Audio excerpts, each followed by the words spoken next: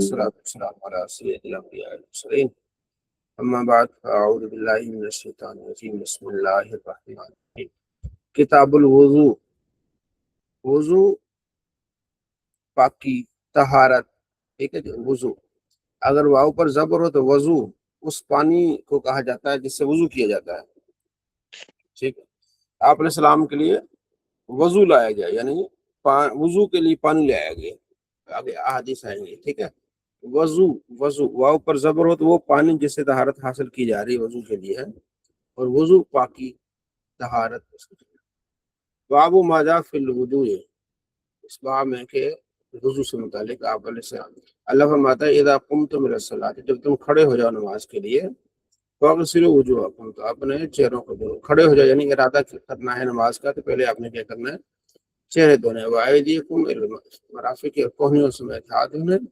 وامسحوا برؤوسکم ٹھیک ہے سروں کا مسح کرنا ہے وارجلکم الکعبین اور ٹخنوں سمیت پاؤں دھونے ہیں اس پہ شاید پہلے گفتگو ہوئی ہے کہ عربی میں ایک عطف کا اصول ہوتا ہے معطوف ہے جیسے ہم کہتے ہیں آمنت باللہ و ملائکتہ و کتبہ و رسلہ و کتبہ و رسلہ اس کے شروع میں بھی گویا کہ آمنت باللہ ہے اللہ کی کتابوں پر ایمان لیا اللہ کے رسول پر ایمان لیا ہے تو اس کو کہتے ہیں معطوف علیہ ٹھیک ہے اب یہاں ایک اہل سنت اور اہل تشیع میں اختلاف ہے تو اہل سنت کہتے ہیں کہ آپ نے جو پاؤں ہیں نا ان کو دھونا ہے ٹھیک ہے تو فاغسلوا کا عطف ہے اس پر فاغسلوا ارجلکم ٹھیک ہے تو وہ جو اہل تشیع وہ کہتے ہیں اس کا عطف اس پر ہے وامسحوا برؤوسکم اپنے سروں کا مسح کرو اور اپنے پاؤں کا مسح کرو ہم کیسے اس پر عطف ہے اس لیے کہ نبی علیہ السلام نے فرمایا کہ ویل للعقاب ان ٹخنوں کے لیے عذاب ہے جو دھوئے نہیں جاتے ہیں تو اب حدیث اور قرآن پر عمل کرتے ہوئے تطبیق دیتے ہوئے کیونکہ قرآن حدیث میں واضح ہے کہ اپنے ٹخنے دھونے ہیں اگر ہم عطف کریں گے اس لحاظ سے تو اب اس میں کیا ہوگا پرانے کئی احادیث کا انکار کرنا پڑے گا اس لیے ہمارا اسی پر اور نبی علیہ السلام نے جب بھی وضو کا طریقہ سکھایا ہے تو آپ علیہ السلام نے پاؤں دھویا ہے اور بلکہ حضرت علی رضی اللہ تعالیٰ عنہ نے جب وضو کا طریقہ سکھایا ہے تو انہوں نے بھی پاؤں دھوئے ہیں ٹھیک ہے جی تو یہ ہے اس میں تھوڑا سا آپ کو انفارمیشن ہونی چاہیے کہ یہ اختلاف ہے ان کے ہاں یہ ہے اس عطف یعنی عربی لنگوسٹک کا جو قانون ہے اس حساب سے ہے وہ کہتے ہیں کہ عطف قریب پر ہوتا ہے زیادہ بہتر ہوتا ہے ہم کہتے ہیں اس پہ بھی عطف ہو سکتا ہے کیونکہ اس کے ساتھ ہمارے ساتھ نبی علیہ السلام کا فرمان ٹھیک ہے جی حضرت قال ابو عبداللہ ابو مضاف ہو جائے گا نا ابی تو ابھی بھی ہوتا ہے بعض اوقات ابو ابی ابا تین ہوتے ہیں نا ٹھیک ہے یہ بھی ایک اصول ہے نحو کا ٹھیک ہے جی افعال ستہ مکبرہ اس کو کہتے ہیں ابو عبداللہ کون ہے امام بخاری کی کنیت ہے ابو عبداللہ محمد بن اسماعیل ٹھیک ہے ابو عبداللہ کہتے ہیں امام بخاری کہتے ہیں میں کہہ رہا ہوں وبین النبی صلی اللہ علیہ وسلم کہ آپ علیہ السلام نے بیان فرمایا کہ ان فرض الوضوء مرتن ٹھیک ہے تو وضو جو ہے ایک مرتبہ یعنی تمام اعضاء کو ایک مرتبہ دھونا اس کی وضاحت آپ نے فرمائی ہے ٹھیک ہے تو یہ فرض ایک مرتبہ دھونا وتوضا ایضا اسی طرح آپ علیہ السلام نے 2 مرتبہ بھی دھویا ہے 3 مرتبہ بھی دھویا ہے ہر عضو کو آپ علیہ السلام نے 2 مرتبہ بھی دھویا ہے اور 3 مرتبہ بھی دھویا ہے فرض ایک مرتبہ ہے آپ نے اگر کہیں آپ کے ہاں ٹائم کی قلت ہو یا رش زیادہ ہو تو آپ ایک مرتبہ دھو لیں ٹھیک ہے جی اور پھر آپ اگلے بھائی کو ٹائم دیں مجھے ابھی تک یاد ہے کہ ہم طائف گئے وہاں کافی رش تھا تو حضرت عبداللہ بن عباس رضی اللہ تعالیٰ عنہما کا جو وہاں کا مکتبہ ہے مسجد ہے تو مجھے یہ حدیث یاد آئی تو ہم نے ایک مرتبہ اعضاء کو دھویا اور پھر آگے چلے تو یہ علم کا یہ فائدہ ہوتا ہے کہ آپ کو معلوم ہو جاتا ہے کہ آپ ایسی حالت میں آپ نے کیا کرنا ہے ٹھیک ہے جی تو 3 مرتبہ سنت ہے 1 مرتبہ فرض ادا ہو جاتا ہے ولم یزید اللہ تعالیٰ 3 پر آپ نے اضافہ نہیں کرنا اہل علم نے اس کو اکراہ مکروہ جانا ہے اسراف ہے ٹھیک ہے اور پھر یہ بھی ہے کہ نبی علیہ السلام کے عمل سے تجاوز کرنا ہے ٹھیک ہے جی تو آپ نے دو مرتبہ دو مرتبہ کی سنت ہے، لیکن افضل کیا ہے 3 مرتبہ دھونا. پانی کی قلت ہو تو آپ نے کیا کرنا ہے، 1 مرتبہ دھونا ہے. اگر صحیح ہے ٹائم بھی ہے تو آپ 3 مرتبہ دھو لیں. یہ اس کی ابتدا ہو گئی. نماز بغیر طہارت کے قبول نہیں ہوگی. حضرت ابو ہریرہ رضی اللہ عنہ کہتے ہیں کہ آپ علیہ السلام کہتے ہیں لا تقبل الصلاۃ، تو من احدث، اس آدمی کی نماز مکمل نہیں ہوگی جو بے وضو حتی یتودع، یہاں تک کہ وضو کر لے. ایک آدمی نے پوچھا، حاضر موت کا علاقہ ہے وہاں سے آیا تھا، اس نے کہا حدث کیا ہے؟ ٹھیک ہے، آپ نے فرمایا فساؤن او دراقن، ہوا کا نکلنا یا بغیر آواز کی ہوا کا نکلنا، اور آواز کے ساتھ ہوا کا نکلنا انسانی جسم کے ساتھ. ٹھیک ہے جی. تو اس سے کیا ہو جاتا ہے حدث. حدث پھر ہم آگے فقہ کی کتابوں پڑھتے ہیں. حدث کی 2 قسمیں ہیں، حدث اکبر اور حدث اصغر. ٹھیک ہے جی. آپ نے کوئی بتائے گا حدث اصغر اور اکبر میں کیا کیا آتا ہے، تاکہ ہم آپ کو بھی اس میں شامل کریں. آپ میں سے اکثر کو آتا ہوگا، چلیں اس میں تھوڑی سی یہ ہو جائے گا کہ یاد ہو جائے گا. ہاں، کون ہے جسے حدث اصغر اور حدث اکبر بتانا ہے؟ جی عبدالرفیق خان صاحب. جی السلام علیکم. جی وعلیکم السلام. جی جس پر حدث اکبر وہ ہے کہ جب وہ ناپاکی جس کے بعد غسل واجب ہو جاتا ہے، بالکل. اور حدث اصغر وہ ہے کہ جس کے بعد یعنی وضو واجب ہو جاتا جی جی، حدث سے بالکل صحیح. حدث اکبر یعنی بڑا حدث، یعنی بے وضوئی بڑا، اس یعنی کہ وہ جس کے بعد غسل کرنا لازم ہوتا ہے اسے کہتے ہیں حدث اکبر. اور جس فعل یعنی ایسے کام کو جیسے وضو کرنا لازمی ہے تو اسے حدث اصغر کہتے ہیں.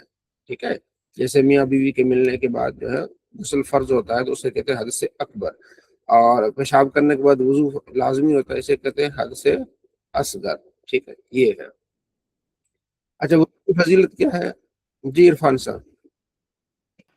اچھا مفتی صاحب، اس میں وہ ساری چیزیں آ جائیں گی نا حد سے اصغر میں جن سے وضو لازم ہوتا ہے، جیسے الٹی نکلنا یا خون کا بہہ جانا جو وضو کو توڑ دے.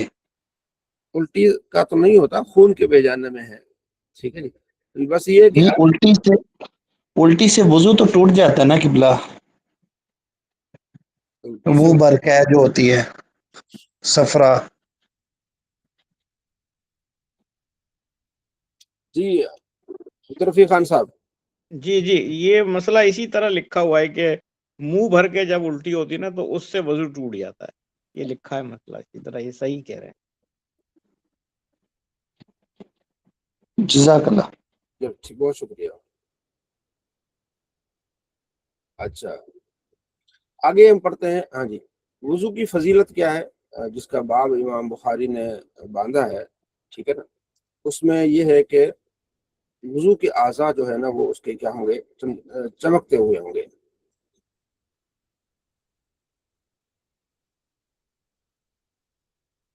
وضو کے غرن محجرین اس کو کہتے ہیں، غرن محجرین، کہ جن سے اس کے وضو کے اعضاء کیا ہوں گے، چمکیں گے. آپ علیہ فرماتے ہیں ان امتی یدعون یوم القیامہ، میرے امتی قیامت کے دن آئیں گے غرن محجلین من آثار، ان کے آثار وضو سے ان کے اعضاء چمکیں گے. چہرہ چمکے گا، دونوں ہاتھ چمکیں گے اور دونوں پاؤں چمکیں گے. جس کو استطاعت ہو اس چمک کو زیادہ کریں. تو حضرت ابو ہریرہ رضی اللہ تعالیٰ عنہ یہ پونیوں سے اوپر بھی دھو لیا کرتے تھے، دوسری کتابوں میں آتا ہے، تاکہ کیونکہ آپ خود اس میں وضاحت کر رہے ہیں کہ اس میں جو ہے نا جس نے زیادہ چمک کرنی ہے تو اس کو کر لے. ٹھیک ہے، یعنی کہ اور حدیث میں آتا ہے کہ آپ علیہ السلام سے پوچھا گیا آپ اپنی امت کو کیسے پہچانیں گے، تو آپ نے فرمایا اگر اتنے کالے گھوڑوں میں اگر سفید گھوڑا بیچ میں مل جائے، ایسے جس کے ٹانگیں سفید ہوں، چہرہ سفید ہو، تو پہچانا جائے گا. بالکل اسی طرح تو میں اپنی امتیوں کو اسی طرح پہچانوں گا، ان کے آثار وضو کی چمک کی وجہ سے. ٹھیک ہے جی. اچھا آگے ہے، آپ علیہ السلام سے پوچھا کہ ایک آدمی دل میں شک کرتا ہے کہ پتہ نہیں وضو ہے کہ نہیں ٹوٹا. تو آپ علیہ السلام فرماتے ہیں جب تک یقین ہو، باب امام بخاری نے یہ باندھا ہے کہ جب تک یقین نہ ہو شک کی وجہ سے وضو نہیں ٹوٹے گا. ٹھیک ہے، تو یہاں تک کہ وہ آواز سنے یا بو محسوس ہو. پھر اس کا وضو کیا ہے ٹوٹے گا اس میں. ٹھیک ہے جی. اچھا اگلا حدیث ہے باب تخفیف الوضو، وضو میں تخفیف کا بیان. ٹھیک ہے کہ آپ صلی اللہ تعالیٰ علیہ وآلہ وسلم رات کو اٹھے. حضرت عبداللہ بن عباس کہتے ہیں کہ آپ صلی اللہ تعالیٰ علیہ وآلہ وسلم اٹھے، ہاں جی، نام حتی نفق ثم صلی، آپ علیہ السلام اٹھے اور اس کے بعد آپ نے نماز پڑھی، پھر آپ علیہ السلام سو گئے اور آپ کے سونے کی آواز میں سن رہا تھا. پھر آگے کہتے ہیں کہ آپ علیہ السلام اٹھے، مختصر سا وضو کیا، خفیف سا وضو کیا، پھر کھڑے ہوئے نماز پڑھی، پھر سو گئے. یعنی امام بخاری یہ بتانے وہی جو ہم پیچھے ابھی پڑھ کے آئے ہیں، ایک مرتبہ دھونا. ٹھیک ہے، اسی میں یہ آئے گا خفیف سا وضو کرنا. ایسے حالات میں اب رات کو اٹھتے ہیں تو یہ بھی ہمارے لیے رہنمائی کہ خفیف سا وضو کریں اور پھر کھڑے ہو کے نماز پڑھیں. تو حضرت عبداللہ بن عباس کہتے ہیں کہ میں بھی نبی علیہ السلام کے ساتھ کھڑا ہوا اور نماز پڑھنے لگا. باب اس باغ الوضو، اچھی طرح سے وضو کرنا، اس بارے میں ہے. اچھا،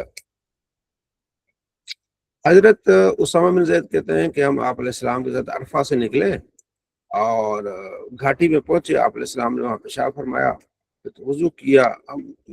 بہترین وضو نہیں، بس مختصر سا آپ نے وضو کیا. ٹھیک ہے جی. اور پھر میں نے کہا یا رسول اللہ نماز پڑھیں، فرمایا نہیں، آگے ہم نماز پڑھیں گے. پھر کھڑے ہوئے آگے مزدلفہ جا کے نماز پڑھی، کیونکہ حج کی بات ہو رہی ہے. حج میں جو ہے نا راستے میں نہیں، مزدلفہ میں جا کے آپ نماز پڑھتے ہیں. ٹھیک ہے. باب غسل الوجہ بالیدین من غرفۃ واحد، ایک ہی چلو سے آپ نے چہرہ دھونا، پھر ہاتھ کو دھونا. اس بارے میں یہ حدیث آ رہی ہے کہ عبداللہ بن عباس کہتے ہیں کہ آپ علیہ السلام نے چہرہ دھویا اور ایک چلو لیا آپ علیہ السلام نے، اور پھر فمد مذہب بہا واستنشق، اور آپ نے ایک چلو لیا، اسے کلی کی اور ناک میں پانی چڑھایا. ٹھیک ہے. آگے اس کی وضاحت آ جائے گی کہ اس میں اچھا ادھر ہی آپ کر لیتے ہیں ہم کہ امام شافعی فرماتے ہیں کہ بہتر یہ کہ ایک چلو سے کلی کی جائے اور ایک ہی چلو سے جو ہے وہ ناک میں پانی ڈالا جائے. ٹھیک ہے. تو ہم کہتے ہیں کہ نبی علیہ السلام نے ایسا بھی کیا ہے، لیکن افضل یہ ہے کہ ہر ایک چلو سے کلی کی جائے، پھر نیا پانی لیا جائے اور پھر اس میں سے کیا کی جائے، اس کے لیے الگ کلی کی جائے. تو افضل یہ ہے. ٹھیک ہے. روایتیں دونوں ملتی ہیں، لیکن جو حدیث ہے فضیلت والی ہے کہ جب بندہ منہ کو دھوتا ہے تو پھر اس کے لیے منہ کے گناہ جھڑ جاتے ہیں. جب وہ ناک میں پانی ڈالتا ہے تو اس طرح جو حدیث ہے تو اس کو کامل یہی ہے کہ اچھی طرح سے جو ہے وہ ناک میں الگ میں پانی ڈالے اور چلو کے لیے الگ. اور اس میں ابو داؤد میں اور دیگر کتابوں میں حدیث ہے کہ آپ علیہ السلام جب وضو کر رہے تھے تو آپ علیہ السلام نے الگ پانی لیا، کلی کے لیے الگ پانی لیا اور ناک میں ڈالنے کے لیے الگ پانی لیا. ٹھیک ہے جی. تو وہ روایات جو فضیلت پر دلالت کرتے ہیں. ٹھیک ہو گیا. تو اگر کوئی آپ کو بتا کہ بھائی آپ جو وضو کر رہے ہیں اس میں تو حدیث یہ ہے کہ آپ علیہ السلام نے ایک جو ہے وہ مطلب یہ بھی وہی آگے نہیں، یہ دیکھنا یہ کہاں کی بات ہو رہی ہے، سفر کی بات ہو رہی ہے، پانی کی قلت ہے، تو آپ نے اسی تھوڑا سا کلی کی اور تھوڑا سا جو بچا وہ ناک میں ڈال دیا اپنے پانی. یہ بھی آپ کے لیے آسانی کا ایک راستہ ہے کہ اس طرح پھر سنت بھی ادا ہو جائے گی اور پانی بھی کم استعمال ہوگا. ٹھیک ہے جی. باب تسمیت علی کل حال، ٹھیک ہے، ہر حال میں بسم اللہ پڑھنا. ٹھیک ہے. تو اس بارے میں یہاں تک کہ اندر وقائے میاں بیوی کے ملنے کے ساتھ بھی حضرت امام بخاری روایت کرتے ہیں کہ آپ علیہ السلام فرماتے ہیں کہ جب تم میں سے کوئی اپنے گھر والوں کے پاس آئے تو بسم اللہ پڑھے اور یہ پڑھے اللہم جنبنا الشیطان جنب الشیطان ما رزقتنا، اللہ ہمیں شیطان کے نوسط سے بچا، جو تو ہمیں عطا فرمائے گا اس کو بھی شیطان کے نوسط سے بچا. اگر اسی دن اولاد اس کے مقدر میں ہوئی تو وہ اس کو شیطان نقصان نہیں پہنچائے گا. ٹھیک ہے جی. تو یہاں امام بخاری یہ بتانا چاہتے ہیں کہ آپ نے وضو سے پہلے بھی اپنے بسم اللہ پڑھنی ہے. ٹھیک ہے. ابو داؤد میں ایک حدیث ہے کہ جس نے بسم اللہ نہیں پڑھی اس کا وضو نہیں ہے. ٹھیک ہو گیا. اب یہاں اصول آ جاتا ہے یہاں، اب اسی لیے کہتے ہیں نا کہ بھائی صرف حدیث پڑھ کے آپ جو مسائل نکالتے ہیں تو پھر اس میں بڑے مسئلے نکلتے ہیں، کھڑے ہو جاتے ہیں.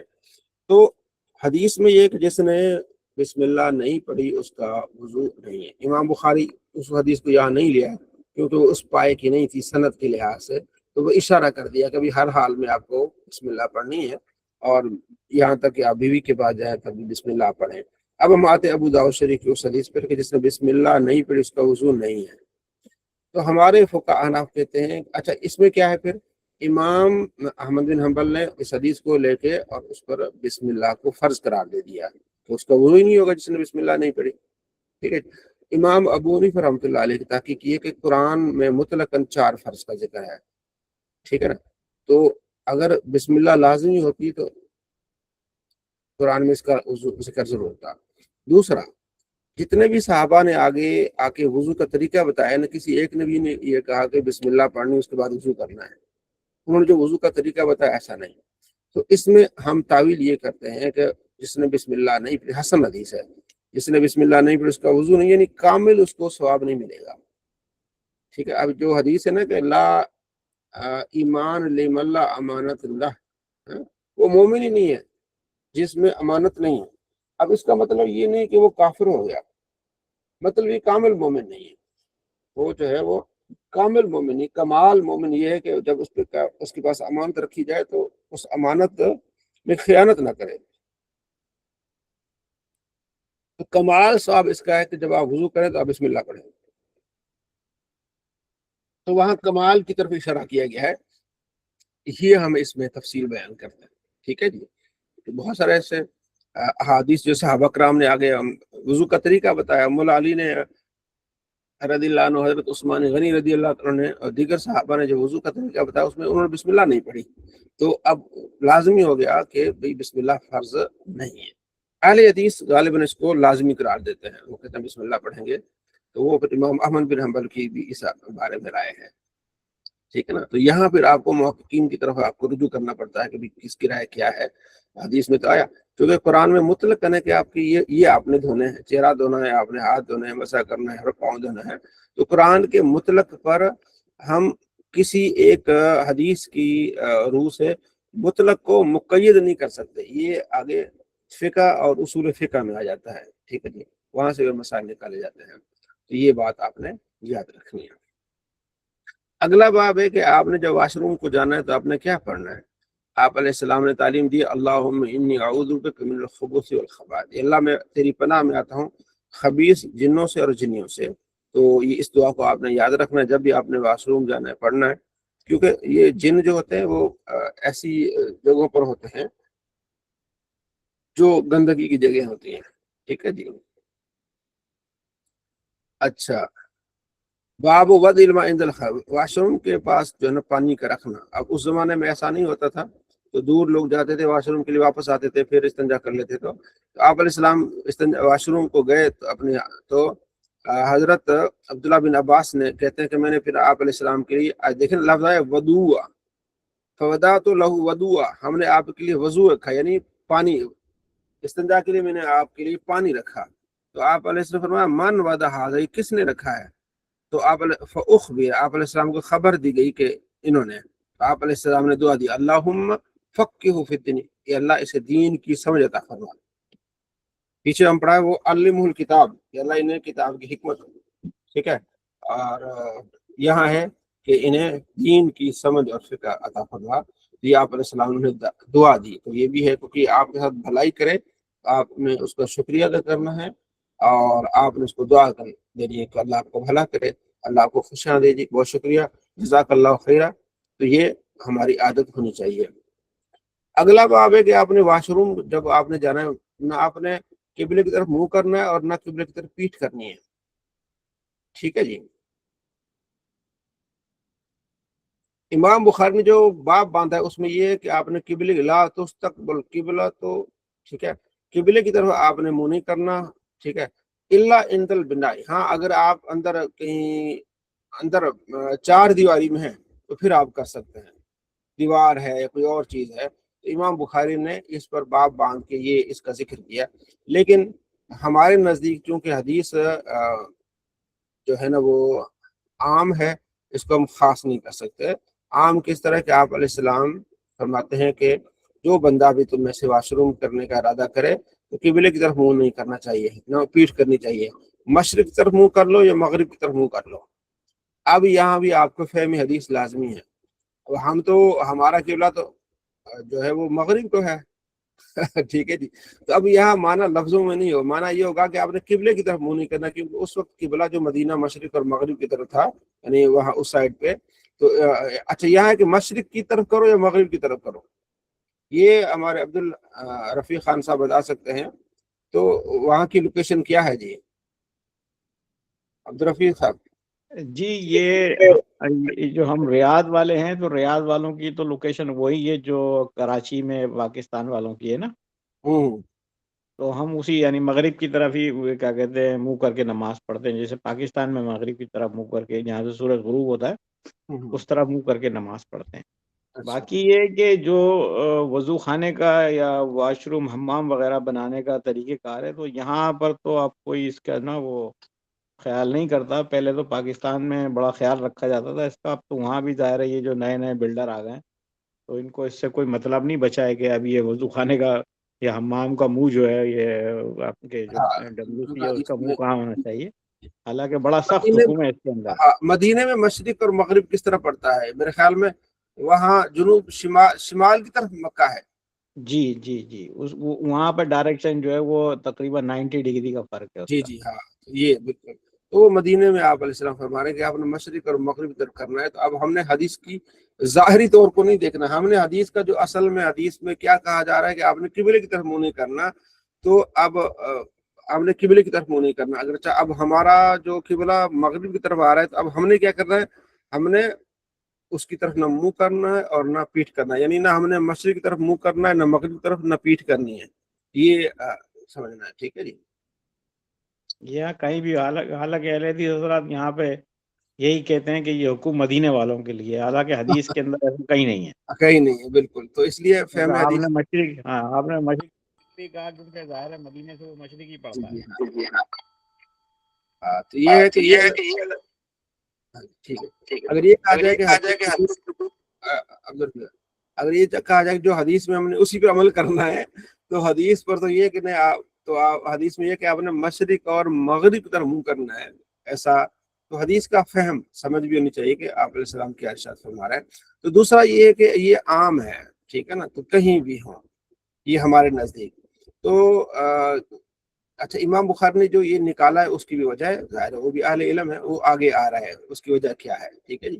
تو وہ سمجھتے ہیں کہ اگر آپ چار دیواری کے اندر ہیں تو پھر آپ نے اگر مشرق یعنی قبلے کی طرف وہ کر بھی لیا تو کوئی حرج نہیں ہے, وہ ایک آڑ آ گئی ان کے نزدیک. ہمارے نزدیک میں ہم کہتے ہیں آپ نے کرنا ہی نہیں. اگر آپ واش روم میں اندر بھی ہیں نا, تو آپ نے واش روم جب بنانا ہے نا, آپ نے پہلے کوشش کرنی کہ آپ کے واش روم کی جو سیٹ ہے نہ وہ مشرق کی طرف ہو نہ مغرب, جس طرح آپ بیٹھیں گے نہ آپ مشرق کی طرف منہ کریں اور نہ مغرب کی طرف منہ کریں. ٹھیک ہے.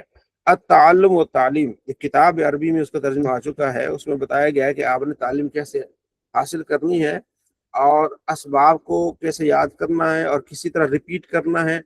تو اس میں انہوں نے لکھا ہے ایک واقعہ کہ دو بھائی تھے, علم دین حاصل کرنے کے لیے گئے اور کورس مکمل کر کے جب آئے تو ایک بھائی ماشاءاللہ بہت سمجھدار اور اہل علم بن کے لوٹا, دوسرا بس اس نے کورس ہی پورا کیا, وہ اس میں اتنی کیپیسٹی نہیں آئی, مطلب ایسا ہو گیا.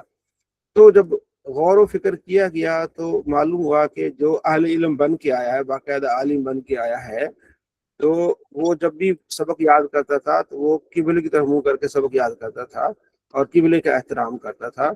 دوسرا جو ہے وہ قبلے کا احترام نہیں کرتا تھا.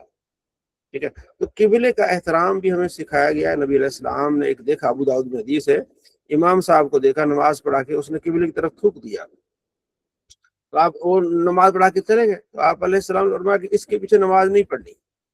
اگلی نماز جب آئی تو صحابہ نے کہا ہم تیرے پیچھے نماز نہیں پڑھیں گے. ان کا بھی کیا ہو گیا؟ ان کا نبی علیہ السلام سے پوچھو. تو آپ علیہ السلام نے وجہ بتائی کہ تم نے قبلے کی طرف کیا ہے, منہ کر کے تھوکا ہے. تو اتنا قبلے کا ادب احترام ہے, آپ نے جو ہے نا اس کی طرف منہ کر کے نماز پڑھتے ہیں, یہ چیزیں ہیں. ٹھیک ہے جی. اچھا آگے دوسرا یہ کہ یہ جو بند کمرے کا ہے نا کہ چاروں طرف دیوار ہے تو کوئی مسئلہ نہیں ہے, تو پھر ایسی صورت میں قبلے کی طرف منہ کر کے نماز کیسے پڑھیں گے؟ یہ بھی بن سکتے ہیں, ظاہر ہے پھر وہ چار دیواری آ گئی. اگر چار دیواری کا اعتبار ہی نہیں ہے تو پھر وہ اعتبار تو قبلے کی ڈائریکشن پہ بھی ہوگا نا. جی جی جی یہ آپ کا پوائنٹ بہترین ہے. اچھا اگلا یہ ہے کہ امام بخاری نے جو یہ کہا ہے کہ چار دیواری کے اندر، تو اس میں عبداللہ بن عمر کا قول نقل کرتے ہیں کہ انا ناسن یقولون اذا قاتل حاجتک فلا تقبل. اچھا عبداللہ بن عباس کہتے ہیں کہ عبداللہ بن عمر کہتے ہیں کہ لوگ کہتے ہیں کہ آپ نے قبلے کی طرف منہ کرنا نہیں ہے، نہ آپ نے پیٹھ کرنی ہے. کہتے ہیں میں نے دیکھا نبی علیہ السلام کو جب میں اپنی بہن کے گھر میں تھا تو وہاں اوپر کسی کام سے نکلا اوپر گیا تو میں نے دیکھا کہ آپ علیہ السلام دو اینٹوں پر بیٹھے ہوئے ہیں اور آپ نے جو ہے بیت المقدس کی طرف جو ہے منہ کر کے آپ جو ہے نا پیشاب کر رہے ہیں. تو یہ تو آپ علیہ السلام نے کیا ہے. ٹھیک ہے جی. اور بھی روایت ہیں. تو ہمارے یہاں فقہا یہ جواب دیتے ہیں کہ جب بندہ اچانک کسی کو دیکھتا ہے نا کہ وہ پیشاب کر رہا ہے تو بندہ فوراً ہی مڑ جاتا ہے. تو نبی علیہ السلام کا واضح فرمان ہے. تو حضرت عبداللہ بن عمر جلدی میں دیکھ کے مڑے ہوں گے جس وجہ سے آپ نے ایسی بات کی ہے. ادروائز جو حدیثوں میں آیا ہے وہ ایسا نہیں ہے، کیونکہ آپ علیہ السلام فرماتے ہیں کہ نہیں کرنا. آپ کیسے قبلے کی طرف آپ نے منہ کیا ہوگا؟ تو اس لیے اس چیز کو انہوں نے عبداللہ بن عمر کو ترجیح نہیں دی جو ہے نا فقہائے احناف نے. تو امام بخاری نے ترجیح دی اس لیے پھر وجہ یہ بیان کی کیونکہ وہ نبی علیہ السلام گھر کے ساتھ ہی تھے، چار دیواری میں تھے. تو اس لیے اللہ کا یہاں آپ نے ایک اشارہ کر کے بتایا کہ اندر ہو چار دیواری میں تو پھر کر سکتے ہو اپنے. فوراً پھر یہ دلیل ساتھ میں لے آیا کہ عبداللہ بن عمر کہتے ہیں کہ میں چھت پہ گیا تو میں نے دیکھا کہ آپ علیہ السلام ساتھ میں جو پیشاب کر رہے تھے تو آپ نے بیت المقدس سے آپ نے منہ کیا ہوا تھا. آگے ہے کہ عورتیں جو اس زمانے میں باہر جاتی تھی واش روم کے لیے، تو حضرت عمر جو تھے ان کا یہ تھا کہ آپ عورتیں جو گھر میں رہیں. ٹھیک ہے جی. تو آپ علیہ السلام کی ایک بیوی تھی سودا، تو وہ باہر گئی تو حضرت عمر نے چپکے سے اس کو آواز دی. اونچے قد کی تھی. تو حضرت عمر کا کہنا یہ تھا کہ یہ آئیں گے فوراً نبی علیہ السلام کے پاس تو آپ علیہ السلام دعا کریں گے یا اللہ تبارک و تعالیٰ خود ہی جو ہے نا وہ آیت حجاب نازل کر دے گا. تو اللہ نے ایسا ہی کیا، فوراً آیت حجاب نازل ہو گئی. حضرت عمر رضی اللہ تعالیٰ عنہ کی کوشش تھے، یعنی ارادہ تھا کہ اس طرح عورتیں باہر نہ جائیں، اگر جائیں تو حجاب کے ساتھ جائیں. تو پھر آیت حجاب جو ہے وہ کیا ہو گئی؟ نازل ہو گئی. اس کئی ایسے موقع جہاں حضرت عمر رضی اللہ تعالیٰ عنہ کی شان ہے کہ آیت نازل ہوئی. ٹھیک ہے. اچھا وہی بات حضرت امام بخاری نے دوبارہ کی ہے کہ عبداللہ بن عمر نے دیکھا کہ نبی علیہ السلام نے یہ قبلے کی طرف جو ہے نا وہ منہ کیا ہوا تھا. اچھا آگے ہے ہاں جی پانی کے ساتھ استنجا کرنا. ٹھیک ہے جی. انس بن مالک کہتے ہیں کہ اب کوئی یہ کہے کہ بھائی دنیا چاند تک پہنچی، اب یہ دیکھو یہ پانی کے ساتھ استنجا اور ان کاموں میں لگے ہوئے، بھائی یہ تو پہلے کام ہے. ٹھیک ہے جی. اگر آپ چاند پر بھی چلے جائیں گے تو آپ نے واش روم پہ نہیں جانا واش روم کرنے جانا. یہ تو وہ چیزیں تو سیکھنی جا رہے ہیں جنہوں نے مطلب جو بچہ ہے آپ اس کو یہ کہیں گے جناب علی آپ اے بی سی سیکھ رہے ہو، بچے لوگ چاند پر بچہ ہے اس نے اے بی سی سیکھنی ہے، پھر آگے ملا نہیں پھر آگے جانا ہے. تو جو بھی بچے ہوں گے مسلمانوں کے تو انہوں نے سیکھنا یہ ہے کہ بھئی حدیث میں کیا ہے، بخاری میں کیا ہے. ٹھیک ہے جی. اچھا وہ حدیث مجھے یاد ہے کہ ترمذی سے حضرت سلمان فارسی ان سے مطلب مشرکوں نے مذاق کیا کہ تمہارے نبی دیکھو جی بتاتے ہیں استنجا کا طریقہ بتاتے ہیں. تو حضرت سلمان نے غصہ نہیں کیا، فرمایا بالکل وہ یہ بتاتے ہیں کہ آپ نے کس طرح جانا ہے اور آپ نے قبلے کی طرف منہ نہیں کرنی، اور یہ بتاتے ہیں کہ آپ نے کتنے جو ہے نا وہ جو ہے پتھر یا مٹی کے ڈھیلے لے کے جانے ہیں. تو ہمارے نبی بتاتے ہیں، مطلب انہوں نے غصہ نہیں کیا بلکہ ان کی وضاحت کر دی کہ بھائی یہ ایک ضروری ایک انسان کو ظاہر ہر انسان اٹھنا پیشاب کرنا ہے. میں کچھ دن پہلے میں وہ جو ہے نا وہ ویڈیو دیکھ رہا تھا انڈیا کی ڈاکٹر کی. انڈیا کے ڈاکٹر اپنے مریضوں کو اور وہاں بتا رہے تھے کہ بھائی جب آپ نے پیشاب کرنا ہے تو آپ نے بیٹھ کے پیشاب کرنا ہے، کیونکہ جب آپ بیٹھ کے پیشاب کرتے ہیں تو پورا یورین آپ کا جو پیشاب ہے نا پورا نکلتا ہے. ٹھیک ہے نا، کہیں قطرے رہتے نہیں ہیں. اور جب آپ کھڑے ہو کے پیشاب کرتے ہیں نا تو آپ اچھی طرح سے فارغ نہیں ہوتے. تو مسلمان دیکھیں نا پورا بیٹھ کے جب پیشاب کرتے ہیں تو اچھی طرح سے وہ کیا ہو جاتے ہیں، فارغ ہو جاتے ہیں. ٹھیک ہے. اب یہ اسلام کی خوبصورتی ہے یہ، کیونکہ یہ اللہ کی طرف سے دین ہے، یہ اپنا بنایا ہوا نہیں ہے. ٹھیک ہے جی. تو یہ چیزیں ہیں. اب چاند پر بھی پہنچیں گے تو یہ چیزیں لازمی آپ کو دیکھنی کرنی بھی سیکھنی پڑیں گی. ٹھیک ہے جی. وہ صرف بغض کی وجہ سے حسد کی وجہ سے اس طرح بات کر جاتے ہیں بھئی یہ دیکھو مولوی سے، بھائی مولوی کا کام یہ دین سکھانا. ٹھیک ہے جی. اگر مولوی دین سکھانا چھوڑ دے تو تمہارے کل کے بچے جو ہیں انہیں پتہ ہی نہیں ہوگا کہ نماز کیا ہے، قرآن کیا ہے، حدیث کیا ہے، فقہ کیا ہے. ٹھیک ہے جی، یہ بات ہے. اچھا، تو حضرت انس بن مالک کہتے ہیں کہ آپ علیہ السلام واش روم کے لیے ارادے کے لیے گئے تو ہم نے پھر، میں تھا، ایک بچہ تھا، پھر ہم آپ علیہ السلام کے لیے پانی لے کے رکھا کہ آپ نے پانی کے ساتھ استنجا کرنا ہے. ٹھیک ہے جی. کیونکہ اس پانی کے اس لیے ذکر کیا کہ اس وقت ڈھیلے استعمال کرتے تھے. اچھی طرح ڈھیلا استعمال کیا تو آپ کی پاکی ہو گئی، لیکن ساتھ میں پانی کا استعمال کرنا یہ مزید پاکی پر پاکی ہو جاتی ہے. حضرت ابو درداء نے کہا کہ بھئی تمہارے پاس کیا صاحب النعلین والطہور والوسادہ نہیں تھے؟ ٹھیک ہے جی. اب یہاں ایک قول نقل کیا ہے، حضرت ابو درداء کے پاس ایک شخص آیا مسئلہ پوچھنے کے لیے. آپ نے فرمایا تو ادھر آئے ہو بھائی مدینے میں، وہ کوفہ میں عبداللہ بن مسعود ہیں، ان سے نہیں پوچھا تم نے؟ وہ کوفے کا بندہ تھا. تو صاحب النعلین یعنی وہ جو نبی علیہ السلام کے نعل اٹھانے والا، والطہور آپ علیہ السلام کے لیے پانی کا جو ہے نا وہ استنجا کے پانی کے لیے آپ علیہ السلام کے جو ہے نا وہ انتظام کرنے والا، والوسادہ تکیہ، یہ کون ہے؟ عبداللہ بن مسعود، یہ ان کا جو ہے وہ لقب ہے. ٹھیک ہے جی، یہ شان والے صحابی ہیں. اچھا، آگے بھی اسی طرح انس کہتے ہیں کہ ہم پانی لائے نبی علیہ السلام کے لیے.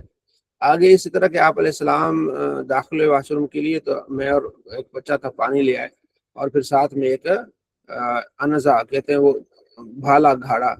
ٹھیک ہے نا. اچھا، اس میں یہ آگے ہے کہ دائیں ہاتھ سے استنجا کرنے کا منع ہونا. ٹھیک ہے جی. آپ علیہ السلام فرماتے ہیں جب پانی پیو تو اس میں آپ نے سانس نہیں لینا، واش روم کے لیے آؤ اور تو آپ نے دائیں ہاتھ کے ساتھ شرمگاہ کو نہیں چھونا.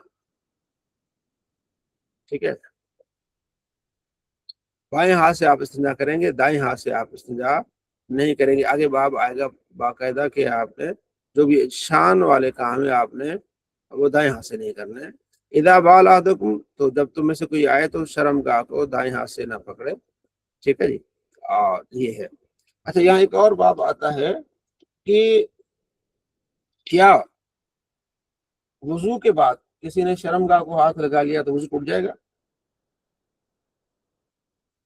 اس میں دو روایتیں ہیں، چونکہ اس پہ میری ویڈیو ہے، تحقیق ہے، اس لیے وہ چیزیں جو ابھی ذہن میں آ گئی. اس میں ایک حدیث ہے کہ ہاں وضو ٹوٹ جائے گا. پھر دوسری حدیث ہے، صحابی نے عرض کیا رسول اللہ اگر شرمگاہ کو ہاتھ لگ گیا تو وضو ٹوٹ جائے گا. فرمایا وہ تمہارے جسم کا حصہ ہے. جس طرح آدمی ٹانگ کو ہاتھ لگاتا ہے تو اسے وضو نہیں ٹوٹتا، تو وہ جسم کا حصہ ہے. تو ہمارے نزدیک پہلی جو حدیث ہے وہ منسوخ ہے، جس میں ہے کہ ہاں وہ شرمگاہ کو ہاتھ لگانے سے وضو ٹوٹ جاتا ہے. تو ناسک کون سی ہے کہ جس میں یہ کہ یہ تمہارے جسم کا حصہ ہے. ٹھیک ہے، تو یہ اور دوسرا یہ ہے کہ بھائی اس پر وضو لازمی، وضو سے مراد ہاتھ دھو لیں. ایک جو فہم وہ یہ ہے کہ اس میں وضو ٹوٹنے کی بات نہیں ہو رہی، بات یہ ہو رہی کہ پھر آپ نے کیا کرنا ہے، ہاتھ دھو لینا ہے. اگر شرمگاہ کو ہاتھ لگ جائے تو آپ نے ہاتھ دھو لینا، نماز پڑھی جا رہے ہیں وغیرہ. تو یہ ایک فہم بھی بتایا گیا ہے. جی، اگلا باب ہے پتھر کے ساتھ استنجا کرنا. ٹھیک ہے جی. تو حضرت ابو کہتے ہیں کہ میں آپ علیہ السلام کے پیچھے گیا تو آپ علیہ السلام جو واش روم کے لیے تو پتھر مانگا، تو میں نے پھر پتھر لایا اور پھر ساتھ میں ایک لید وغیرہ بھی تھی. تو آپ علیہ السلام فرمایا کہ نہیں، پتھر ہی دو صرف. پھر آگے آتا ہے کہ لید وغیرہ جو ہوتی ہے نا، گوبر وغیرہ جو اس کے ان سے آپ نے کیا کرنا ہے، استنجا نہیں کرنا، اس لیے کہ یہ جو ہے نا جنوں کی خوراک ہے. ٹھیک ہے جی. تو آپ کو ایک کتاب ملے گی عربی میں، کتاب اس کا ترجمہ آ گیا، بہترین کتاب ہے. ٹھیک ہے جی. اس کتاب کا فقہ میں علامہ شرم بلالی کی کتاب ہے.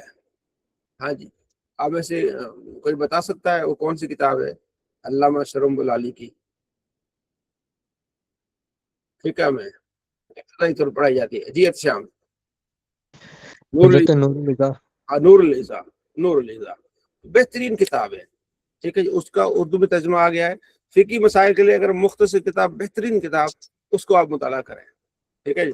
تو اس میں مطلب ایک ٹائٹل دیا گیا، ایک ہی پیج میں آپ کو کافی ساری چیزیں، پھر آگے اس طرح آپ نے پونے گھنٹے میں نا فقہ کے نماز کے مسائل سارے تقریباً آپ نے پڑھ لینے ہیں اتنا.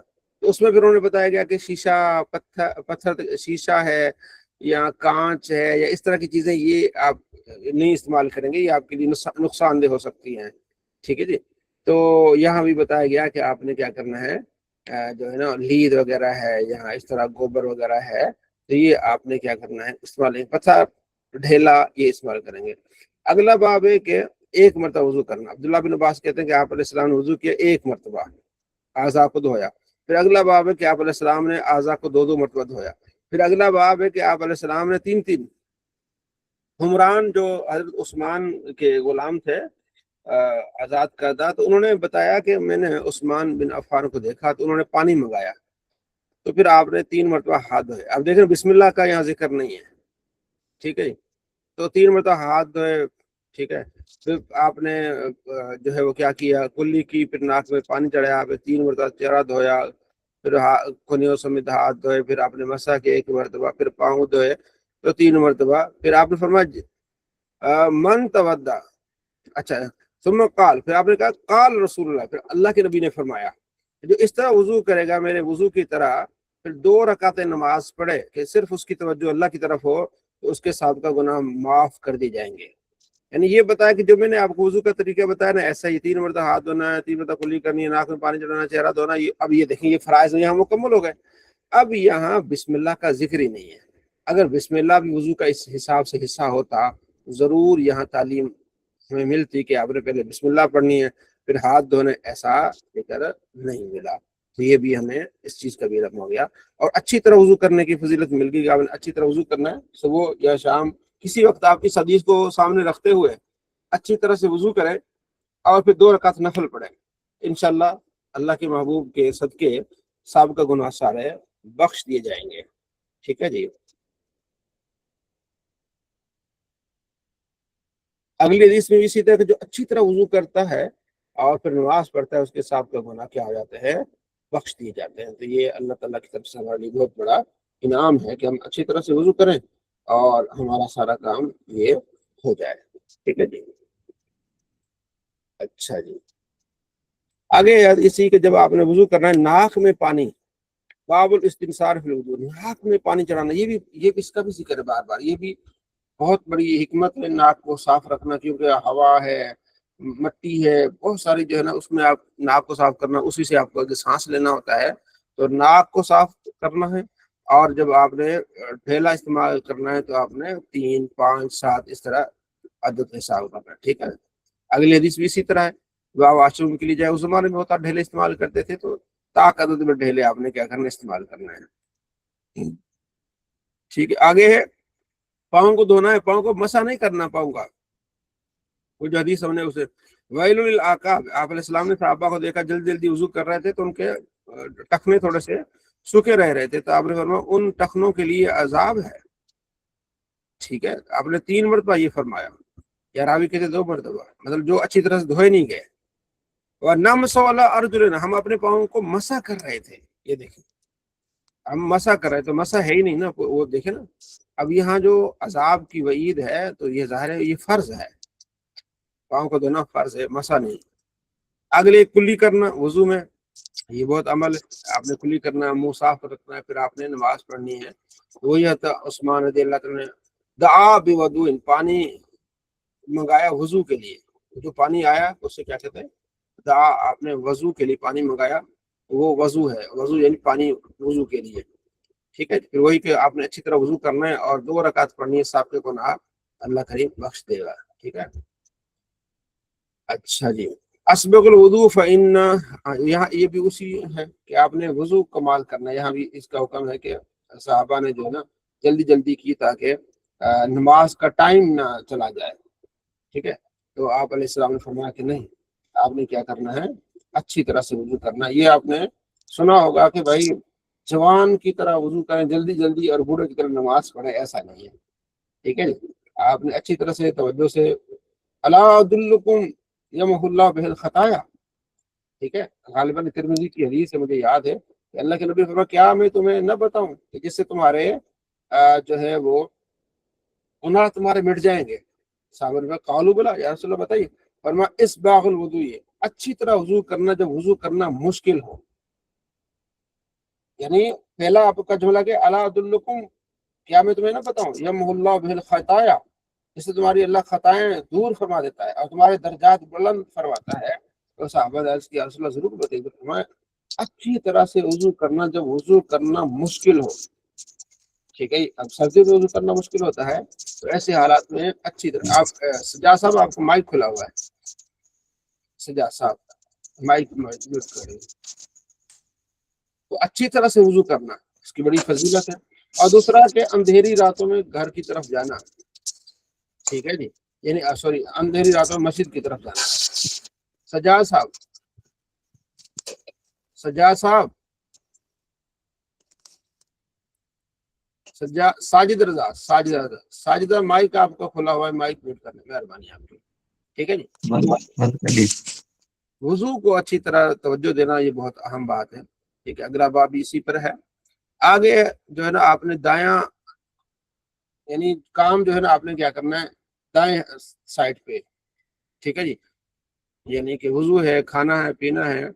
اچھا، باب التیمم فی الوضوء والغسل، دھونے میں اور وضو میں آپ نے دائیں چیز سے ابتدا کرنی ہے کہ آپ علیہ السلام جب بھی ابتدا فرماتے۔ اچھا، حضرت حفصہ بنت سیرین کہتی ہیں کہ ام عطیہ نے ہمیں بتایا کہ آپ علیہ السلام کی بیٹی کو جب ہم غسل دے رہے تھے تو آپ نے فرمایا دائیں طرف سے آپ نے شروع کرنا ہے۔ حضرت زینب رضی اللہ تعالیٰ عنہا آپ علیہ السلام کی لخت جگر جب فوت ہوئی تو آپ علیہ السلام نے فرمایا کہ ان کو غسل دو اور دائیں طرف سے شروع کرنا، اور غسل دینے کے بعد مجھے بتانا ہے۔ تو جب انہوں نے غسل دے کے فارغ ہوئی تو پھر انہوں نے بتایا، تو آپ علیہ السلام نے اپنی چادر جو ہے دی، فرمایا یہ ان کو اڑا دو تاکہ انہیں برکت ملے، تو ایسا ہوا پھر، ٹھیک ہے جی۔ ہاں، آپ علیہ السلام کو پسند تھا کہ آپ جو ہے نا نالین پہنتے آپ دائیں سے اسٹارٹ کرتے، کنگھی کرتے دائیں سائڈ پہ، کوئی صفائی ستھرائی کا کام کرتے شان والا تو آپ علیہ السلام دائیں طرف سے دائیں ہاتھ سے کرتے۔ تو آپ نے کیا کرنا ہے، جو بھی کھانا پینا بھی ہمیں حکم ہے کہ ہم دائیں ہاتھ سے کریں، ٹھیک ہے جی۔ تو یہ چیز ہمیں حکم ہے کہ جو لینا ہے دینا ہے وہ کس سے ہم کریں، دائیں ہاتھ سے کریں، یہ ہم نے اس چیز کو یاد رکھنا ہے، ٹھیک ہے جی۔ اچھا،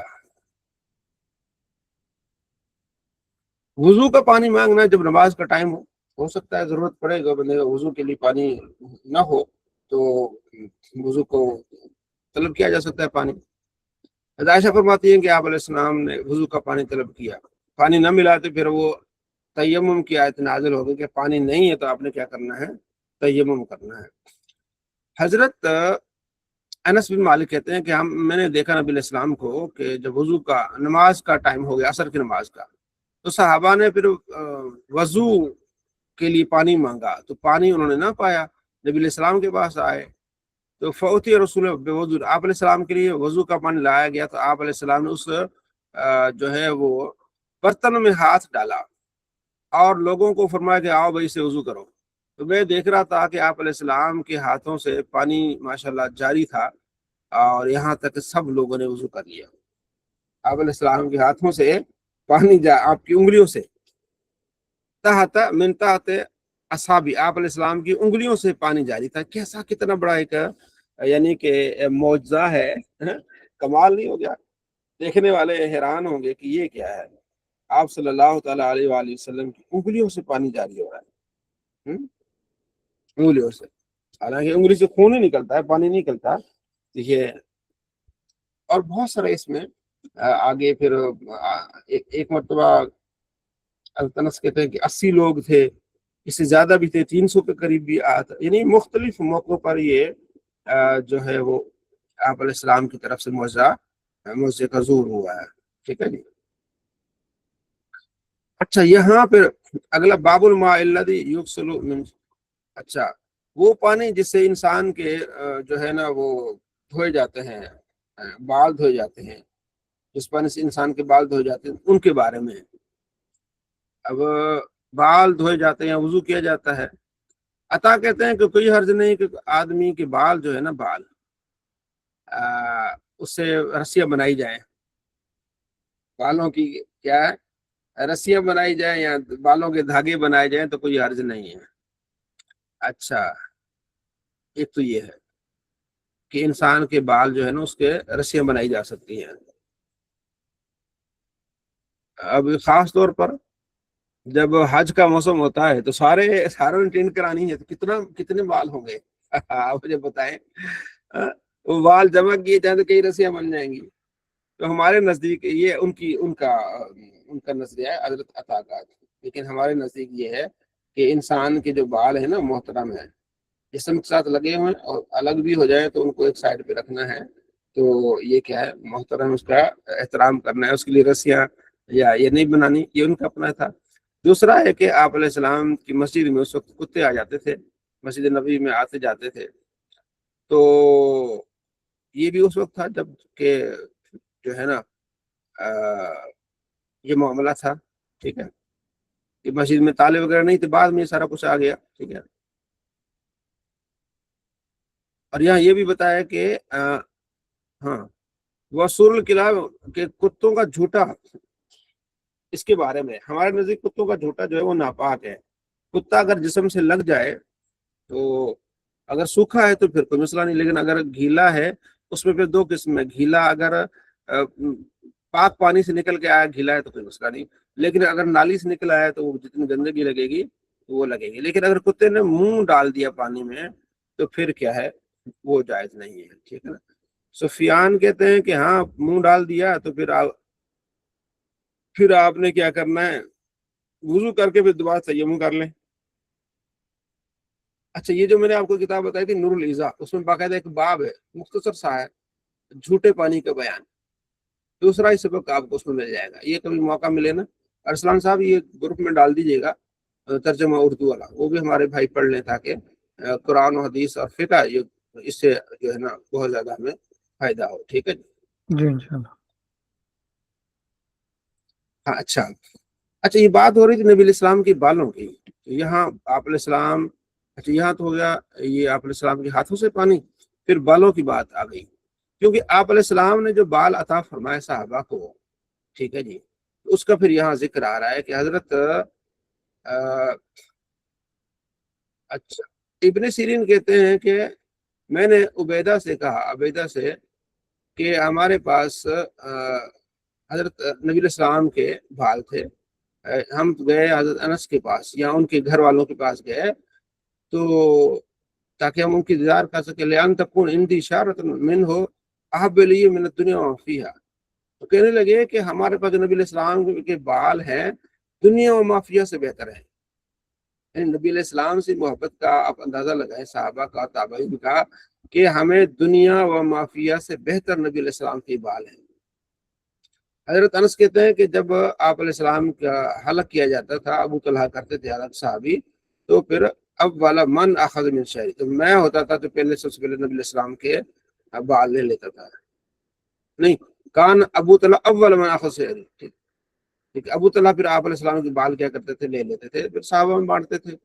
تو یہ بال آپ صلی اللہ تعالیٰ علیہ وآلہ وسلم کے مبارک بال تھے آپ علیہ السلام کے. ٹھیک ہے نا.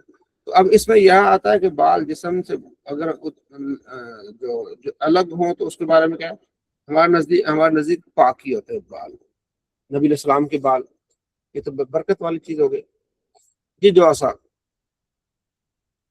استاد صاحب میں نے آپ سے یہ پوچھنا ہے، جو پیچھے امام بخاری نے باب بند ہے اس کی ذرا وضاحت کرا دیں کہ باب کا نام یہ کیوں رکھا انہوں نے، یہ بھی پیچھے کون سا باب الماء الذی یغسل به شعر الانسان، یہ وہی نا کہ جس سے انسان کے بالوں کو دھویا جاتا ہے، ان بالوں کا کیا حکم ہے. ٹھیک ہے نا. تو وہ یہی آ گیا کہ آپ علیہ السلام نے وضو کیا اور اس سے پھر آپ صلی اللہ تعالیٰ علیہ وآلہ وسلم اسی باب کی بات کر رہے ہیں نا. جی اسی کی بات کر رہا ہوں. جس یعنی باب الماء الذی یغسل به شعر، جس پانی سے انسان کا بال دھویا گیا ہو.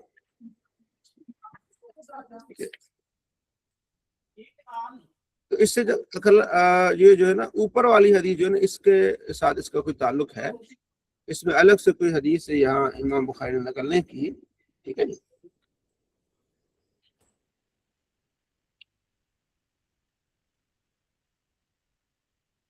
ٹھیک ہو گیا یہاں سے الگ، ہاں اسی سے آگے بھی تعلق ہو سکتا ہے کہ آپ علیہ السلام کے بالوں کا ذکر ہو گیا. پھر آگے ہے کہ جب کتا پانی میں منہ ڈالے تو پھر برتن میں، تو اس کو برتن کو آپ نے دھونا ہے 7 مرتبہ، اچھی طرح سے 7 کا عدد یہ کہ اچھی طرح سے برتن جو ہے وہ صاف ہو جائے۔ اسی کے ساتھ امام بخاری حدیث لائے ہیں کہ ایک شخص نے کتے کو دیکھا جو کہ ہانپ رہا تھا پیاس سے، تو ایک شخص نے اپنا جوتا اتارا اور اس سے پھر پانی لے کے اس کتے کو پیا، تو اللہ نے اس کام پر اس کو جنت میں داخل کر دیا۔ ٹھیک ہے جی۔ تو امام بخاری شاید یہ بتانا چاہتے ہیں کہ یہاں بھی کہ کتوں کا جو جھوٹا ہے اس کے بارے میں کیا ہے۔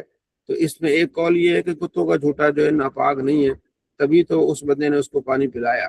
تو ہم کہتے ہیں وہ بات آپ کی ذرا غور کریں کہ وہ اس نے کون سا بعد میں پیا، جوتے سے پانی نکال کے اس کو پلا دیا بس۔ اب اس سے یہ تو لازم نہ ہے کہ کتے کا جھوٹا پاک ہے، ٹھیک ہے نا۔ تو یہ ہمارا موقف ہے کہ ایسی بات نہیں، کتے کا جھوٹا جو ہے وہ ناپاک ہے۔ اگر پاک ہوتا تو یہ اوپر حدیث ہے کہ اس کو دھویا کیوں گیا، برتن کو آپ 7 مرتبہ کیوں دھو رہے ہیں، ٹھیک ہے۔ حدیث میں نبی علیہ السلام فرماتے ہیں اس برتن کو آپ نے دھونا ہے، تو اس کا مطلب یہ کہ اس نے منہ مارا ہے تو یہ برتن کو کیا کیا جائے گا، دھویا جائے گا۔ پھر امام بخاری ایک اور حدیث لائے ہیں کہ آپ علیہ السلام کے زمانے میں کتے آتے تھے مسجد میں، پیشاب بھی کرتے تھے، آتے جاتے تھے مسجد میں حضور کے زمانے میں، اور ان پر پانی بھی نہیں بہایا جاتا تھا، تو اس لحاظ سے بھی کتے کا پیشاب بھی تو کیا ہے جی، اس میں بھی کوئی مذائقہ نہیں ہے، ٹھیک ہے جی۔ تو اس میں بھی ہمارا موقف اہل سنت کا کہ نہیں بھائی، وہ اگر پیشاب جو ہے پاک ہے اس بارے میں، تو اوپر یہ ان کے منہ بھی ہے، اور بھی حدیث ہے میرے خیال میں اس بارے میں میرے ذہن میں آ رہی ہے۔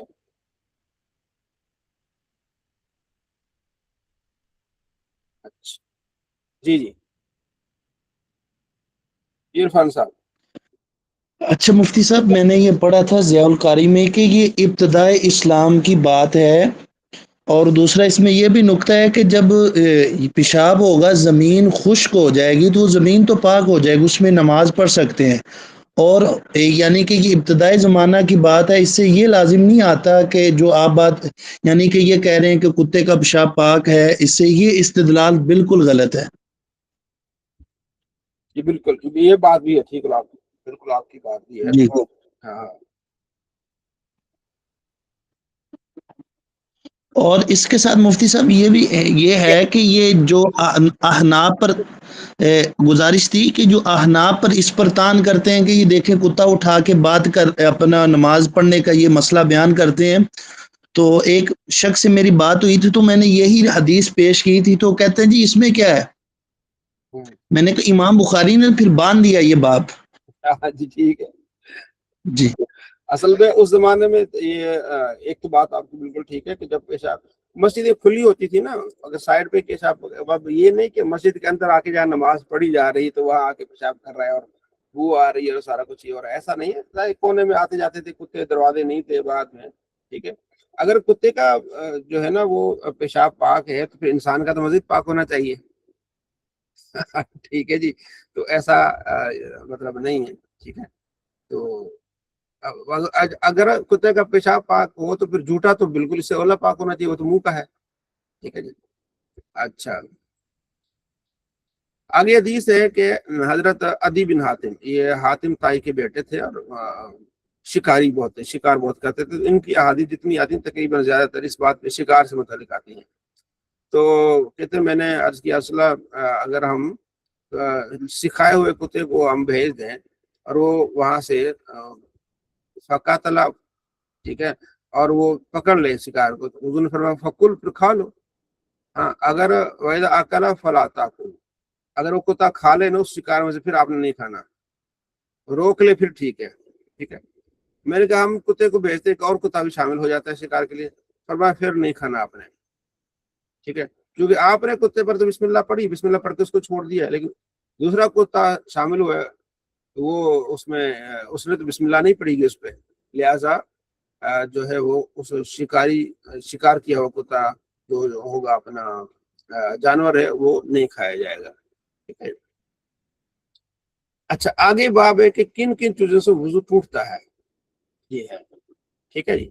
ایک تو ہے قرآن پاک میں جب تم نے واش روم سے آنا ہے تو یہ آپ نے کرنا ہے، ٹھیک ہے جی۔ عطا کہتے ہیں کہ جو بھی शर्मगाह से निकलेगा उससे क्या हो जाएगा, वजू टूटेगा। ठीक है, इंसान की शर्मगाह जो है वो छोटी बड़ी दोनों से, छोटा पेशाब करे बड़ा पेशाब करे तो वजू करना पड़ेगा। ठीक है, जाबिर बिन अब्दुल्लाह कहते हैं कि आदमी अगर हंसेगा ना तो फिर नमाज के अदा करेगा और वजू नहीं करेगा। अब ये भी एक मामला आगे आ रहा है, इस पर आपने बहुत ज्यादा गौर व फिक्र और तवज्जो करनी है। ठीक है जी, नमाज में हंसने के बारे में भी है। ठीक है जी, अच्छा अच्छा इसमें आगे भी आ रहा है कि इधर यहाँ हमारे जो अहनाफ के नजदीक है ना वो ये है कि अगर हंसेगा, एक हंसना है, एक मुस्कुराना, एक कहका लगाना है। मुस्कुराया नमाज में किसी बात पे तो नमाज भी है वजू भी है। अगर हंसेगा तो नमाज टूट जाएगी और वजू नहीं टूटेगा। अगर कहका मारेगा तो फिर वजू भी टूट जाएगा, नमाज भी टूट जाएगा। अब इसको आपने थोड़ी सी तवज्जो करनी है। एक मुस्कुराना है वो तो आप सब जानते हैं, ठीक है ना, खद्दो खाल थोड़ा से बेहतर नजर आते हैं। हंसना ये होता है कि इतनी आवाज से हंसा है कि खुद सुन सका है, इसे कहते हैं हंसना। इससे आपकी नमाज टूट जाएगी, आपको वजू नहीं टूटेगा। और जो कहका मारना है कि आपने इतनी आवाज से आप हंसे हैं कि आपकी आवाज दूर तक पहुंची है, तो इससे आपका जो है ना आपका वजू भी टूट जाएगा और आपकी नमाज भी क्या हो जाएगी, टूट जाएगी। समझ आ गई? तो अब आपने मसला क्या याद रखना है कि अगर आप इतनी आवाज से हंसे हैं कि साथी भी सुन रहे हैं नमाज में किसी बात पे, तो आपका वजू भी टूट जाएगा और आपकी नमाज टूट जाएगी। ठीक है जी, अच्छा आगे इमाम हसन कहते हैं कि अगर किसी ने जी इरफान साहब। अच्छा मुफ्ती साहब, इसमें ये भी है ना कि ये उस नमाज में है जो रुकू सुजूद वाली है और ये नमाज के अंदर हंसे, जी जी तो फिर ये अहकाम होंगे। जी जी बिल्कुल, यानी कि इससे वो, जज़ाक। ठीक है, इससे वो नमाज निकल गई जो नमाज जनाजा है। अच्छा, इमाम हजरत हसन बिन असरी कहते हैं कि जिसने बाल वगैरह कटवाए ना, ठीक है, तो उस पर खला खुफ़ा है या उसने अपना नालैन उतार दी है तो उस पर कोई वजू नहीं। और ये भी हमारा है, आपने वजू कर लिया बाद में आपने नाखून उतरवाए तो आप पर वजू कोई नहीं है। ठीक है, इमाम हजरत अबू हरैरा कहते हैं कि जो बेवजू आदमी हो जाता है उस पर लाजमी नहीं एक वजू ही कर ले, और वजू करना नहीं, जब नमाज पढ़ेगा तो उसके लिए वजू है। अच्छा, आगे जो एक बड़ा अहम मसला है वो है वजू में खून के मामले पे। ठीक है जी, हज़रत जाबिर कहते हैं कि हम नबी अलैहिस्सलाम के गज़वात में शामिल हुए तो जो है ना वो जिस्म पर जख्म भी होते थे, खून भी बहता था, लोग नमाज भी पढ़ते थे। ठीक है जी, तो अब इधर से इमाम बुखारी बता रहे हैं कि ये भी एक कौल है कि अच्छा, बल्कि ये है अहले हदीस हज़रात दीगर हैं, वो कहते हैं कि खून बहने से वजू नहीं टूटता। या ये मामला आप दोबारा आप इसको देख लें, खून बहने से वजू नहीं टूटता। ठीक है ना, इस बारे में। अच्छा, हजरत हसन बसरी कहते हैं कि मुसलमान नमाज पढ़ते थे अपने जख्मों पर, और मुसन्नफ इब्न अबी शैबा में रिवायत है, वो हसन हसन बसरी का फतवा है कि खून बहने से वजू टूट जाता है। तो इनमें तत्बीक ये है कि इनका मतलब ये है कि हालत जख्मी, यानी खून तो बह के खत्म हो गया ना, उसके बाद वजू की नमाज पढ़ी तो जख्मी हालत में भी लोग नमाज पढ़ते थे। अब कौल वहाँ हसन बसरी का ही है कि खून बहने से वजू टूट जाता है। और ताऊस, मोहम्मद बिन अली, अता और हिजाज वाले कहते हैं कि वजू खून बहने से वजू नहीं है। और अता कहते हैं, अब यहाँ अता का कौल है कि जनाब अली खून बहने से वजू नहीं है, जबकि मुसन्नफ इब्न अबी शैबा में हजरत अता बिन अबी रिबा, ये बहुत बड़े ताबई हैं, वो कहते हैं कि अगर खून बहेगा तो वजू टूट जाएगा। एंड पे मैं आपको नतीजा इसका बताऊंगा इसका क्या है। अच्छा, हजरत अब्दुल्ला बिन उमर ने फिंसी को निचोड़ा, उसे खून बहा तो आपने वजू नहीं किया, तो अब ये भी एक दलील है कि खून बहने से वजू नहीं टूटेगा। अच्छा, इब्ने अबी औफा ने उन्होंने थूका तो उसके थूक में जो है ना वो क्या था, खून था। इससे भी साबित हुआ कि खून बहने से वजू नहीं टूटता। ये इमाम बुखारी इस तरफ दलील दे रहे हैं। ठीक है, इब्ने उमर और हसन जो है ना वो हजामा लगवाते थे और उसके बाद जो है वो इल्ला गुस्ल लैसा अलैहि इल्ला गुस्ल, यानी उस पर वजू नहीं करते थे, हाँ उसको धो लेते थे। तो इससे भी ये बात वाज़ेह हो गई। इमाम बुखारी कहते हैं कि खून बहने से वजू नहीं टूटता। ठीक हो गया। اب یہاں ایک یہ میں آپ کو اس کو خلاصہ بتا رہا ہوں. یہ جو ہے نا اوپر جابر بن عبداللہ کہتے ہیں کہ غزوے میں ایک صحابی کو تیر لگا اور اس سے خون بھی نکلا رہا تو وہ نماز پڑھتے رہے. وہ ابو داؤد شریف میں حدیث ہے کہ صحابہ نے ایک جگہ گئے تو وہاں ایک دو بندے مارے گئے. تو ایک بندے نے کہا کہ میں نے اس کا بدلہ لینا ہے, تو وہ پیچھے پڑ گیا بندہ. صحابہ کرام آگے گئے, نبی علیہ السلام بھی ساتھ. نبی علیہ السلام نے فرمایا کہ اس کا جو ہے نا آج پہرے داری کون کرے گا؟ تو دو صحابی تھے, ایک انصار تھے ایک مہاجر تھے. انہوں نے کہا جی ہم کریں گے, پہرا دیں گے, ٹھیک ہے, تاکہ کوئی دشمن حملہ نہ کرے. مہاجر نماز پڑھنے لگ گیا, انصاری وہ جو ہے وہ سو گئے. تو جناب علی وہ پیچھے اس نے دیکھا آیا تو اس نے دیکھا کہ یہ بندے تو پہرے پہ کھڑے ہوئے ہیں. اس نے کہا چلو بندہ بدلہ ہی لینا ہے نا. اس نے تیر مارا تو صحابی کو لگ گیا. دوسرے کھڑے ہو گئے تو وہ دیکھا کہ یہ تو بڑے زخمی ہیں, تو انہوں نے پھر اٹھے اور جوابی حملہ کیا تو بھاگ گیا. تو اسے پوچھا کہ بھئی آپ کو تیر لگ گیا تو آپ نے مجھے فوراً کیوں نہیں اٹھایا؟ اس نے کہا میں نے سورت شروع کی ہوئی تھی, بڑا مزہ آ رہا تھا, تو میں نے کہا مکمل کر کے پھر ہی چھوڑوں گا. ٹھیک ہے جی. اب اس سے ابو داؤد کی روایت سے یہ لیتے ہیں کہ دیکھیں خون بہرا ہوگا نا, ظاہر ہے. اچھا, امام شافعی کا بھی قول ہے کہ خون بہنے سے وضو نہیں ٹوٹتا, تو وہ یہ دلیل پیش کرتے ہیں. ہمارے نزدیک یہ حدیث جو ہے نا ضعیف ہے. اہل حدیث نے اس کو صحیح کرنے کی کوشش کی ہے, لیکن یہ حدیث السنن الکبریٰ للبیہقی میں بھی ہے اور وہاں اس کو ضعیف لکھا گیا ہے. اس میں ایک راوی مدلس ہے. پہلی بات یہ ہے. دوسری بات یہ کہ نبی علیہ السلام فرماتے ہیں کہ اگر کسی جو ہے نا کسی کی نماز میں کوئی وضو ٹوٹ جائے تو ناک پہ ہاتھ رکھے, ناک پہ ہاتھ رکھ کے نکل جائے, یعنی لوگوں کو یہ بتایا کہ میری نکسیر پھوٹی اس لیے میرا وضو ٹوٹ گیا ہے. تو وہ یہ علامت ہوتی تھی صحابہ کے زمانے میں, نبی علیہ السلام کے زمانے میں, کہ اگر آپ کی نکسیر پھوٹی ہے تو آپ نے وضو کرنا ہے. خون تو بہا ہے, ناک سے بہے, کیونکہ اب آپ سمجھیں گے کہ بھائی یہ تو ناک, اس لیے کہ جو امام شافعی وغیرہ دیگر محققین ہیں وہ کہتے ہیں کہ صرف شرم گاہوں سے اگر کوئی چیز نکلے گی تب وضو, یہ جیسے اوپر ہم نے کہا نا عطا نے کہا, صرف شرم گاہوں سے کوئی چیز نکلے گی تو وضو کرنا پڑے گا, ادروائز نہیں. تو ہم کہتے ہیں جو ناک ہے تو وہ شرم گاہوں کے علاوہ ہے.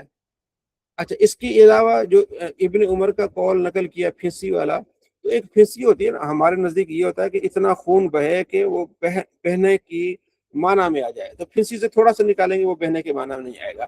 دوسرا یہ کہ السنن الکبریٰ للبیہقی میں عبداللہ بن عمر کے بارے میں آتا ہے کہ خود وہ نماز پڑھ رہے تھے تو ان کی نکسیر پھوٹ گئی, تو آپ نے نماز سے الگ ہو کے اپنے وضو کیا, پھر نماز میں وہاں سے شروع کیا آپ نے.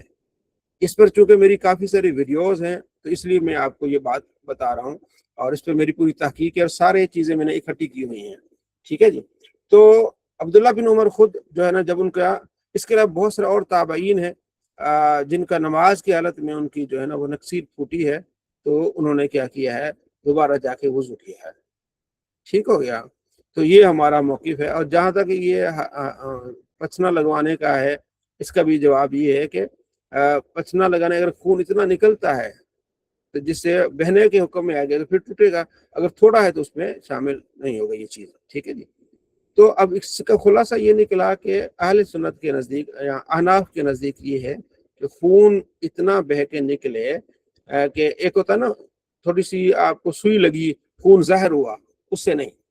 تو خون کوئی بلیڈ لگ گیا, کوئی چیز لگ گئی, خون بہہ کے نکلا, ٹھیک ہے نا, بہا ہے, تو پھر کیا ہو جائے گا, وضو ٹوٹ جائے گا. اچھا, دوسرا یہ کہ خون نکل رہا ہے, آپ نے اس کو روئی سے اس کو آپ نے چوس لیا, پھر روئی سے چوس لیا, تو اب یہ بہنے کے حکم ہے. اگر آپ اس پر روئی نہ رکھتے تو وہ بہہ پڑتا, تو یہ بھی بہنے کے حکم ہے, لہذا. اچھا, تیسری بات یہ کہ جب خون نکلتا ہے نا بدبو سی پھیلتی ہے, اسلام نظافت کا حکم دیتا ہے. تو اب خون بہ رہا ہے, دیکھیں مسجد میں, مطلب آپ خود اگر 2-3 بندوں کا خون نکلے گا وہاں تو بدبو پھیل جائے گی, تو اس میں نظافت والا معاملہ تو ہے ہی نہیں. ٹھیک ہے, تو اسلام میں تو نظافت ہے, اس لیے اس میں ہماری تحقیق یہ ہے کہ خون بہنے سے کیا ہو جائے گا, وضو ٹوٹ جائے گا. آج ایک اور کتاب کا حوالہ میں آپ کو دیتا ہوں, آثار السنن, بہت پیاری کتاب ہے آثار السنن, وہ حدیث کی کتاب ہے. اس میں تمام چیزیں لکھی گئی ہیں کہ یہ بھی قول ہے اور ساتھ میں جو ہمارا موقف اس پر بھی حدیث لائی گئی ہے. علامہ نعموی رحمۃ اللہ علیہ نے بڑی تحقیق کی ہے کہ یہ حدیث صحیح ہے, حدیث ضعیف ہے. اس کا بھی آپ نے یہ جو ہے نا ہمارے جو نصاب ہے درس نظامی کا اس میں بھی شامل رہی ہے. اب ہے کہ نہیں، لیکن ہمارے زمانے میں جب پڑھتے تھے اس وقت یہ شامل تھی، اور میں نے کافی اس کا مطالعہ کیا. بہت جو ہے نا آپ کو مددگار ثابت ہوگی جب آپ حدیث کے حوالے سے بات کریں گے. ٹھیک ہے جی، یہ کتاب بھی آپ ذرا دیکھیے گا ضرور. تو خون بہنے کے حوالے سے اب میری ویڈیو بھی آپ سرچ کر سکتے ہیں یوٹیوب پہ، اس میں نے سارے حوالے دیے ہیں.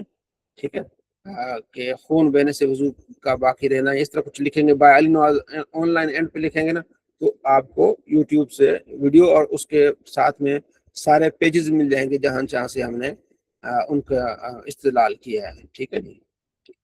اچھا جی، حضرت ابو ہریرہ رضی اللہ عنہ کہتے ہیں کہ آپ علیہ السلام فرماتے ہیں بندہ نماز میں رہتا ہے جب تک وہ مسجد میں نماز کا انتظار کرتا رہتا ہے. ٹھیک ہے، یعنی جب آپ مسجد میں پہنچے ہیں 10 منٹ پہلے بھی پہنچے ہیں تو نماز میں ہی جب تک آپ نماز کا انتظار میں ہیں، اور جب تک وہ حدث والا نہ ہو، یعنی بے وضو نہ ہو. جب تک باوضو کے نماز پڑھ رہا ہے تو نماز میں ہی ہے. ایک ادمی شخص نے سوال کیا، ادمی اسے کہتے ہیں جو عربی نہ ہو، اس نے سوال کیا کہ جناب یہ حدث کیا ہوتا ہے؟ تو آپ نے فرمایا کہ وہ آواز جو انسان نکلتی، ہوا خارج ہوتے ہوئے آواز نکلتی ہے. تو اب یہاں ایک آواز کا ذکر کیا شروع میں، وہ آواز بھی جو جس سے یعنی بغیر آواز کی ہوا کا نکلنا، وہ بھی اس کا ذکر ہے. آگے بھی حدیث آ رہی ہے، آپ علیہ السلام فرماتے بندہ بیٹھا رہے یقین کے ساتھ جب تک اسے آواز نہ آئے یا بو نہ آئے، اس سے وضو نہیں ٹوٹے گا. ٹھیک ہے جی. حضرت علی رضی اللہ تعالیٰ کی روایت ہم نے پہلے ہی پڑھی تھی کہ حضرت علی کہتا ہے کہ مجھے مزی آتی تھی تو مجھے حیا آئی کہ میں نبی علیہ السلام سے پوچھوں، تو میرے اپنے دوست مقداد کو کہا کہ پوچھ کے آئے، تو آپ نے فرمایا مزی کے نکلنے سے وضو لازم ہوتا ہے. ٹھیک ہے جی. اچھا،